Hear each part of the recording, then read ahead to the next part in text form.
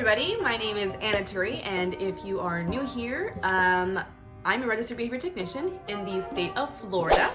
I apologize for being a little MIA as I have been busy doing this picture. Yes, I have graduated with a bachelor's degree in psychology. I graduated making this video like 3 days ago. So yes, I will be sitting for my BCABA exam very soon now that I have graduated.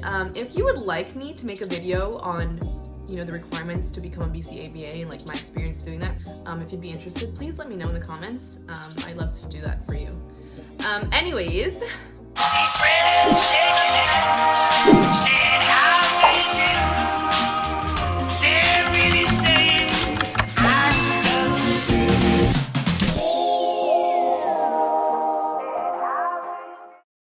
So I would like to start off by reminding you all that as RBTs, we are, for the most part, we're in demand. So this kind of gives us the luxury of being a little bit more picky on who we choose to work for, right? So I'm not saying to be like snobby and not get a job, come on. Looking for an agency is kind of like job hunting. I'm sorry, of course it's job hunting. It's kind of like speed dating. So, take your time, see what's out there, see who offers what. Don't just, jump on the first thing you see. I hope you wouldn't do that, like, when you speak. A little fun fact for you, since 2014, when there were no RBTs, to today, 2019, we have grown up to 55,000 RBTs in 5 years. We are a growing field, which means that the business is growing too, and they just need more and more of us. Looking for a job that pays well is very important to the majority of us. But it is also something that you shouldn't be blinded by. When looking for an agency to work for, you should definitely be considering, other bonuses that they may or may not be offering. Of course, at the end of the day, it's going to be what's most important to you. So whether you want to take the company with the better bonuses or you want to take the company that pays more, it really is up to you. But regardless, I want everybody to know what is out there, what some companies do offer. I'm not saying that there are companies that offer everything I'm going to go over. That would be incredible, but not realistic. Okay, first question. Does this company have initial training? This is pretty cool. Some companies do offer training apart from your 40-hour training. It's not your 40-hour training. You've done that. You're done with that. But they will, before you start working, they will go ahead and probably do group trainings, I would imagine. Do group trainings with you and some other newly hired candidates. And, they're just going to educate you. They're just going to, give you a refresher on what you learned on your 40-hour training. And also, most importantly, they're going to go over, what kind of data sheets they use. And they all look different. I mean, they're the same thing, but they look different. So it's nice to take a look at that, before you go into a session and you're just trying to figure it out, because that's the last thing you need to worry about when you're in a session. So that's definitely something that you should look out for. Some companies, along with the initial training, they will also have like continuing training through, every so many months. They're gonna have group training sessions, refreshers. There are a lot of components in ABA, and depending on what client you use, you may be using some and you're not using others. And we are human, and if we're not studying, practicing these concepts every day, we're gonna forget, we're gonna get rusty. So a company that you can tell a company takes pride in what they do when they care so much to give their RBTs not only the initial training, but also they continue to train them for as long as they're with them. These two things are these are the signs of just a great company. Then again, I work for a great company, and I didn't have that initial training. They do ongoing training, however. So, more or less, these are the signs of the makings of a good company. A company that takes pride in what they do. They take care of their RBTs as much as they take care of their clients. So these two things are very, very important. If they don't have it, but they have something else, that's fine. Just find the balance. You don't want to, if a company has none of the things I'm about to talk about. So another thing you want to consider is if there is a supervisor that is readily available to support you. This is very, very important. This is huge. So is there a BCABA or a BCBA or anybody that is readily there to support you when you need it? You know, I cannot tell you how many stories I've heard of new RBTs in the field, and they ask for help, and their BCBAs or BCABAs don't get back to them. They just don't answer them, and they don't see them for a month, and they're just not there. You know, you need someone there, especially if you're new. If you're new at this, you need help regardless.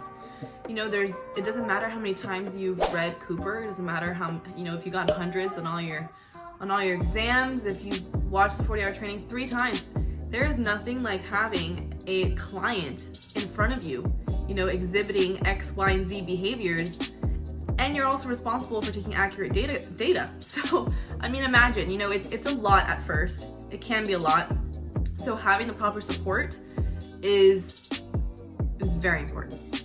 Okay, so if you are like me, if you are a student getting your bachelor, your undergraduate degree, and you have plans on becoming a BCABA upon graduation, you need to be thinking ahead, right? So you want to make sure that you, when you get hired, or not when you get, before you get hired, ask if they will help you, if you will be under a board certified behavior analyst, that is a BCBA. You cannot be under a BCABA, an assistant. You can't be under them. You have to be under a BCBA supervisor. They have to supervise you for hours, because you need direct hours, you know, working with a client, and they need to be supervising you for those hours, 5% of those hours, if I'm not mistaken.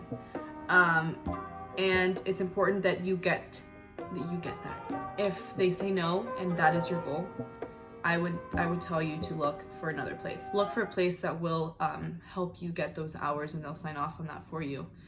Okay, so when it comes to contracts, be careful. You know, just be careful. So when I started looking for a job, I found one agency. Let's call them Agency A.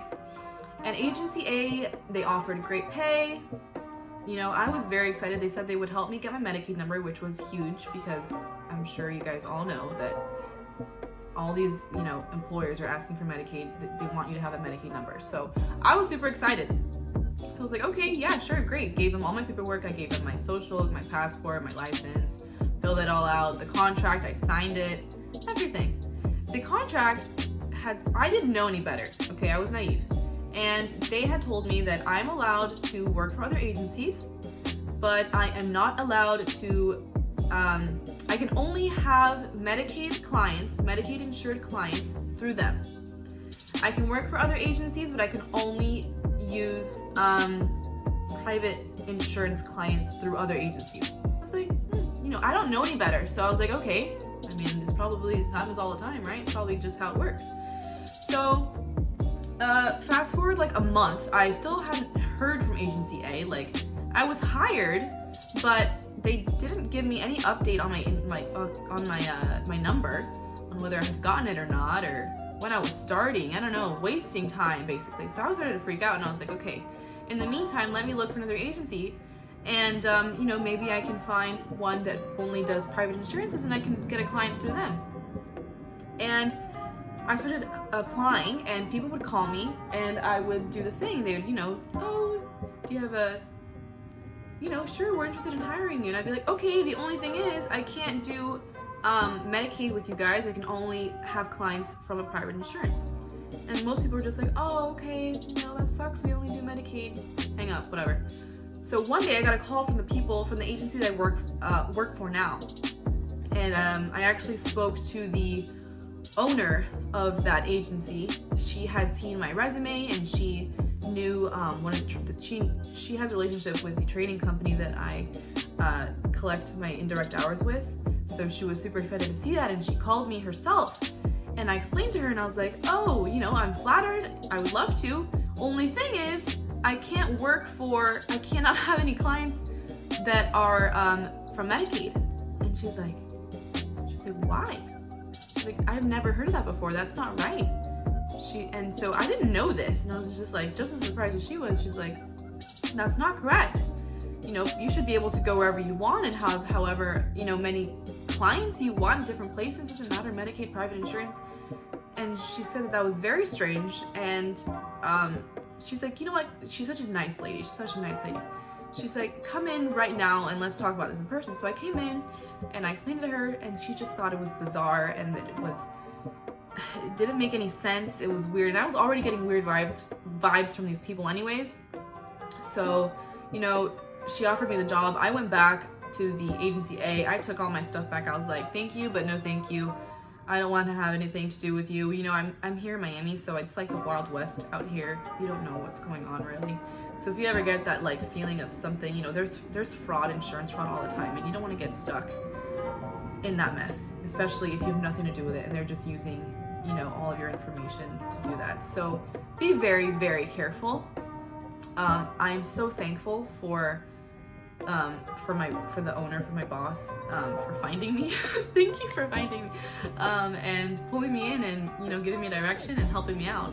But that's something that I'd like to share with you guys, because if it's happened to me, I'm sure it could happen to anybody else. So I was almost locked in there. So just imagine this. Agency A is like, here's a client we have for you, Anna. This is the only one we have for you right now. It's 10 hours. Good luck. Okay, so here I am with a client for 10 hours, and I can't go to other agencies to find another client. And I would just, you know, I have no money, right? Like, I'm limited, you're stuck. So don't do that. Okay, and obviously guys, you want to do, you know, your research on ZipRecruiter and on Indeed, and find out the average amount of pay that the RBTs in your area are getting paid. Here in Miami, I'm very fortunate, and there is a high range of pay here, so I was familiar with what was high and what was low, and I got very lucky, and I have the best agency ever. They pay well, they're awesome. So that's the goal. You want to make sure that you're happy at the end of the day. So some more bonuses that are not uncommon in agencies are finding an agency that may pay for your gas. So usually it works in that they will pay for the mileage between, like, let's say you have 2 clients that are from one agency. So they will pay the trip of you leaving that first client and going to that second client. So that's kind of cool for some people. There are also some agencies that will pay for toys, which is awesome. That's super cool, because I mean, toys are gonna be your best friend, right? You know, your clients are gonna get satiated, especially after you use the same thing so many times. You're gonna be like, oh, great, that Hatchimal again, you know what I'm saying? So you know, they probably won't give you like a bunch of money to spend, but they'll give you some money. So that's another bonus thing as well. There are also some companies that will pay for your 40-hour training. They will pay for, they won't pay. They'll do your competency assessment for you. Now, with that, you're probably going to be locked into a contract that you might have to stay with them for a year or something. They're not going to put all this work into you just so you can leave and run with it, right? So there's a lot of things to weigh out here. I just want you guys to just be aware of what some companies offer. I don't want you guys to be surprised. I don't want you to be like, oh my God, you're gonna give me gas money? Like, yes, of course I'll take it. No, be smart. Look around, see what works best for you. If you have found this video helpful at all, please don't forget to like it and subscribe.